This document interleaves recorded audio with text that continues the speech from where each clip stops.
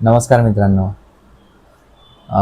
मला असं वाटतंय की लास्ट व्हिडिओ जी टाकली होती, ज्या टायमाला आपण आपला जो फूड ट्रक आहे अन्नपूर्णा नावाचा, त्या फूड ट्रकला आणायला गेलो तेव्हाची जी व्हिडिओ होती, त्या व्हिडिओनंतर मला वाटतं मी व्हिडिओ बनवलीसुद्धा नाही आहे. आज संडे आहे, आज मला टाईम भेटला आहे बराचसा. तर आज म्हटलं एक छोटीशी व्हिडिओ बनवूया. कारण का फूड ट्रक आणल्यानंतरचा आपला काय कस्टमरचा जो प्रतिसाद आहे, काय रिस्पॉन्स आहे, तर तो आपण एक थोडा कॅमेऱ्यासमोर बोललं पाहिजे. तर म्हणून मी म्हटलं एक आज व्हिडिओ बनवूया छोटीशी. तर फूड ट्रक आणायला गेलो. आणल्यानंतर मग आम्ही लगेच चालूसुद्धा नव्हतं केलं. आम्ही मला वाटतं मे बी 22 तारखेला काहीतरी चालू केलं. त्या तारखेला पहिल्याच दिवशी, ज्या दिवशी आम्ही फूड ट्रक लावला होता, त्याच दिवशी बेफान पाऊस होता.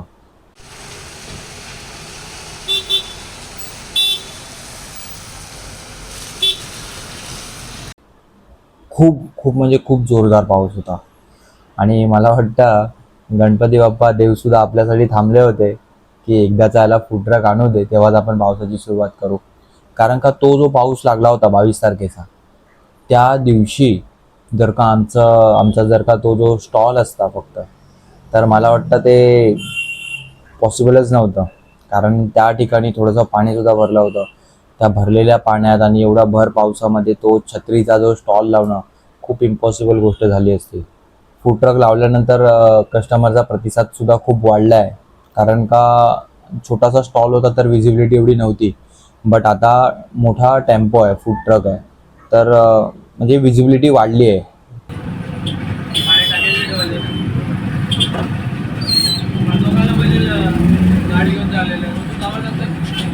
आज 2 दिवस सुट्टी काढली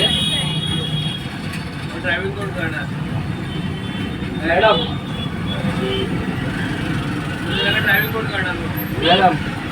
तर हा जो प्रवास होता फूड ट्रकपर्यंत पोहोचण्याचा, तो तुम्हाला सुद्धा माहिती आहे खूप कठीण होता, खूप खडतर होता. आणि आमचा स्टार्टअप जो होता, मी एक दाखवतो. आज मी सांभाळून ठेवल्या त्या गोष्टी. ही जी बॅग आहे, ही ही आम्ही घेतली होती. एक ब्लॅक कलरची बॅग आहे, मोठा झोला आहे, हा बघा अशा प्रकारचा, हा वाला. तर ह्यामध्ये आमचे 3 ते 4 डबे बसायचे. बट ते छोटेवाले होते. तिथपासून आमचा प्रवास सुरू झाला होता. फर्स्ट डे जो होता तो या बॅगेमधनं आम्ही कॅरी करून, आमची स्वप्न या बॅगेमध्ये भरून आम्ही सुरुवात केली होती. तर आता खूप पुढे निघून गेलं. ही जी बॅग होती ती खूप सांभाळून ठेवली आहे मी. कारण का ह्याच बॅगेत आम्ही आमची स्वप्न घेऊन निघालो होतो. आणि खूप काही मोठं स्वप्न बघितलं होतं ह्या बॅगेत भरून. त्यानंतर कन्व्हर्शन झालं होतं. थोडे मी म्हटलं होतं की अर्धा किलोचा पोहा होता, आता 3-4 किलोमध्ये कन्वर्ट झाला. तर ह्या बॅगेत येणं पॉसिबल नव्हतं. त्यामुळे मग ही आम्हाला बॅग बनवावी लागली. ही वाली थोडी हेवी बॅग होती, बट ही बनवावी लागली. कारण का ह्याच्यामधून आम्ही हेवी सामानसुद्धा कॅरी करू शकत होतो. म्हणजे बराच टाईम, बराच जर का वजन असेल तर ही बॅग कॅरी करू शकत होती लोड तेवढा. त्यामुळे ही बॅग बनवावी लागली. आणि हे सगळं अनुभवता आम्ही आज इथपर्यंत पोचलोय. आणि ह्याच्यामध्ये खूप साऱ्या स्ट्रगलिंग स्टोरी आहेत. आणि खूप सारे लाईफमध्ये आमच्या टर्निंग पॉईंटसुद्धा येऊन गेलेत हे चालू करता करता. खूप लोक म्हणाली होती की नको करू, एक स्टेबल जॉब बघ. आणि कुठे या सगळ्यामध्ये पडतोय, हे सगळं त्रासदायक असतं, हे खूप कॉम्प्लिकेटेड आहे, कोण उठणार 3:30 वाजता, कोण उठणार, कसं होणार, झोप पूर्ण नाही होणार, काम कसं करशील, काय कसं करशील. बट कुठेतरी आम्हा नवरा बायकोंचं जे एक माइंडसेट होता, एक जो आम्ही ठरवला होता, एक विजन होता की आपल्याला त्याच दिशेने चालायचं आहे. तर त्यामुळेच आम्ही ठरवलं की एक काहीतरी करू. मी तर बसायलाच जॉबला आहे, तर ॲटलिस्ट तू तरी. तर आमच्या दोघांचं डिस्कशन करून मग आम्ही ठरवलं की आपण असं असं काहीतरी स्टार्ट करूया, त्याला डिमांडिंग आहे असं तसं. पहिलं आम्ही नियोजन केलं होतं की आपण असं करूया, आपण काय काय बनवायचं, काय काय ठेवायचं, कसं करायचं, काय करायचं, सेटअप कसं करायचं, याचं आम्ही नियोजन केलं. नियोजन केल्यानंतर मग आम्ही ठरवलं की आता आपण स्टार्ट कधीपासून करायचं. कारण का नुसतं नियोजन करून तिथेच थांबणं म्हणजे आपण पोचूच नाही शकत जिथपर्यंत आपण ठरवलं. एक चांगला दिवस बघितला, त्या दिवशी आम्ही स्टार्ट केलं. स्टार्ट केल्यानंतर मग म्हटलं आता आपलं सुरुवात तर झाली आहे. पहिल्या दिवशी मला असं वाटतंय की एक 320 रुपयाचा काहीतरी एक आमचा हे होता, प्रॉफिट मार्जिन होता, फक्त 320 रुपयाचा. बट असं होतं की पहिला दिवस असेल ना तर आपल्याला थोडं ऑकवर्ड वाटेल, कारण का धंदा म्हटलं, रस्त्यावरती उभं राहायचं म्हटलं तर या सगळ्या गोष्टी आल्यात. तर हे आपण नको करूया. आपण लाजायचं नाही, घाबरायचं नाही, काही नाही करायचं, देवाचं नाव घ्यायचं आणि सुरुवात करायचं. तर त्या ह्याच्याने आम्ही सुरू केलं होतं.